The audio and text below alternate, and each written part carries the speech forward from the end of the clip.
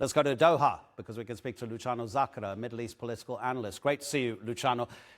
What about recognition as a symbol? Because surely there needs to be more political pressure and maybe even economic sanctions for recognition to have its full effect, surely. Exactly. I mean, this recognition is important. It's not as important as a sanction, but it's important because the countries that they are recognizing is Western countries are allies, traditional allies of the United States and Israel at the same time. Both two are members, and France also as well are members of the United Nations Security Council, permanent members. So the relevance of the actors is what it makes these decisions important, and the context in which they are made. In the context of the UN General Assembly, after the report of the UN Genocide Commission reporting genocide in Gaza, and when the mounting pressure is increasing in the whole world, mainly at societal level. The reporter before replied about whether these are decisions taken because of the internal pressure. It is. They are. I think that the role of the civil society in the Western countries are playing a wonderful role in pushing their governments to make decisions, different decisions, to change in their mind. It's incredible what happened in the UK, while the government is jailing people because they are protesting in the street, but on the other hand, they had to make this decision. I think that this is important as well, to change the narrative, to change the discourse at worldwide level.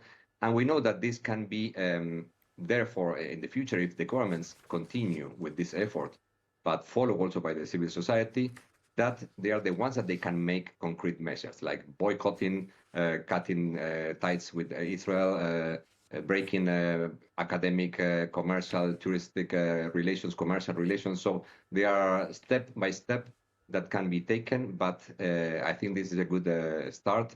Too late, maybe, and too little by now, but I think it's showing a different orientation compared with 2 years ago.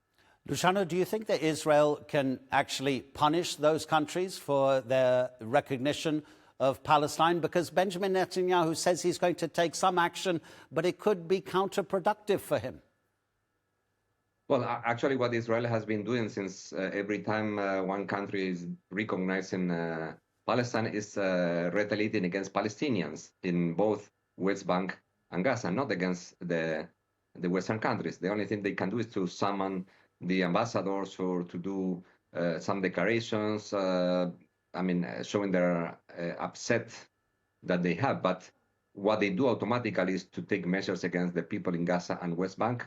They announced that they will declare the sovereignty over a whole West Bank.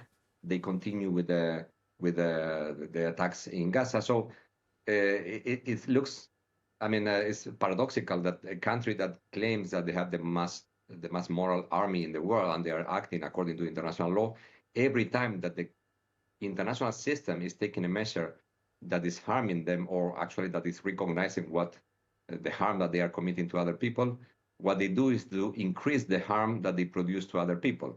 And they take revenge with those that they are the weakest. At the end of the day, the people in Gaza is totally defenseless without anybody protecting them.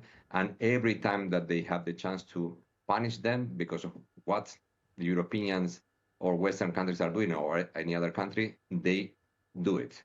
I think this is the most sadistic way of performing policies towards one population. I presume that this new recognition will mean that Palestine will be able to open embassies in these countries.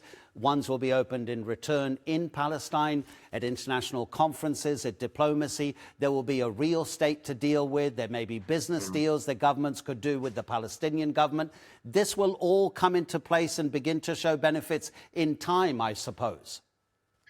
Well, yes and no. It depends on, we still see that everything that enters both sides of Palestine, West Bank or Gaza, should be approved by Israel, because they control, factually, they control the territory. So the fact that they have a diplomatic delegation doesn't mean that the state exists.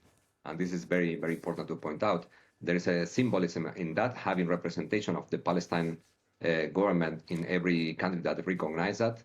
But it would be difficult to to put delegates from European countries or those countries that recognize in Ramallah, in the headquarters of the Palestinian Authority. But at the level of international law, those countries that recognize Palestine, they put Israel and Palestine at the same level, which is important. So the recognition does not guarantee that the state will exist, but the lack of recognition does not prevent the state to be created at the end of the day. So here there is a lot of symbolism on one side, but also has to do with practical effects that depends on who has the control over the territory. Now Israel has the control, and the one that is pushing Israel to do or not to do things, the only country that so far demonstrated can do it is the United States, and with a lot of reservations. So still a lot of road ahead, but I think that this is something that should have been done a long time ago, but I think it's positive steps. Luciano Zaccara, thank you for the analysis.